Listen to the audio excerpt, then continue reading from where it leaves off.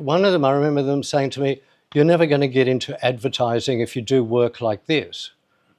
And I said, "Well, I don't want to be in advertising. You know, I'm a creative person." And I talked to Paul about them, and he said, "Look, you know, don't worry about them. Just do what you want to do." And one thing Paul said to me was, never throw a negative out. Keep everything. And I'm so glad I did, which enabled me to then have the huge exhibition retrospective at the Powerhouse just a few years ago of my life's work. If I hadn't kept all those negs, I wouldn't have anything. In the mid-90s, I was living in a big building in Sydney in Elizabeth Bay, nicknamed Gotham City.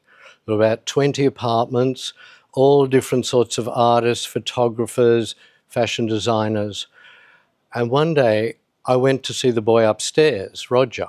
He was a fashion designer. Knocked on the door opens. I say, "Hi, Roger, how are you?" And he looks at me and he said, "I'm not Roger." I said, "Are you stoned?" "No, no." The door opens a bit further and then there's another one, "Roger," and it's Roger. And he said, "Oh, hi, this is my twin brother. He's just come up from Melbourne." And they were identical. And I said, "Okay, you've got 20 minutes downstairs in my studio." So they came down and we did some photos, and I wasn't that happy with them. I just didn't have the feeling. And I said, "How about taking your clothes off?" So they did. And that photo turned out beautifully. And that's what started off the series called Siblings. So then I approached friends of mine from all different walks of life. There'd be actors, actresses, photographers, models, people that didn't have jobs. And I told them what was installed, that they would be totally naked for the photograph. I would do the session and then I would develop it and I would put 10 prints out on the table. They would come around together and we'd choose the print that would go in the exhibition. So we did that, and it took a couple of years to do it, because sometimes they'd call me and go, "No, I'm not talking to my brother or sister at the moment. We're not doing it today."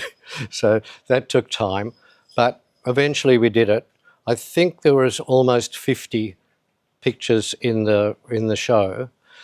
We showed it Martin Brown Gallery in Paddington, and it just caused a huge sensation, scandal, because they were all naked, all huge black and white photographs on the walls.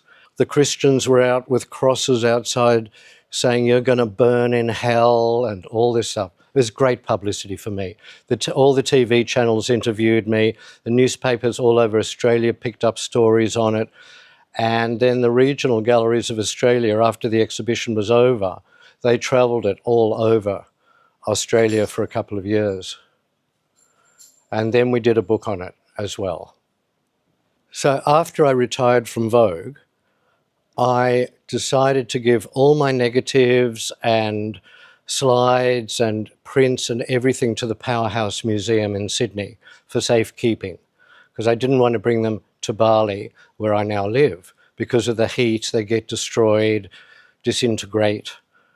And then one day, Glynis Jones at the Powerhouse, she called me and said, "Robert, we're going to do a retrospective of your life's work." I said, "But I'm not dead yet." She said, "No, you don't have to be." And so they did this huge exhibition at the Powerhouse, and they would show me the setup of the rooms. When you walked into the first room, it was all kissing photographs, probably 500 kissing photographs, because when people come into a party, they kiss everybody. And I would get the photograph. And also, at that stage, I was using a little snappy camera, Canon autofocus, that I could put in my pocket, and people wouldn't notice it. Especially in London as well, when they'd say all photographers leave now. If it was a big film premiere party, I would always dress in black tie, like all the guests. I'd put the camera in my pocket, grab a glass of champagne, walk around, talk to people, and after an hour or two, take the camera out. People bit tipsy then, quite happy to be photographed, and that's how I got some of the good shots.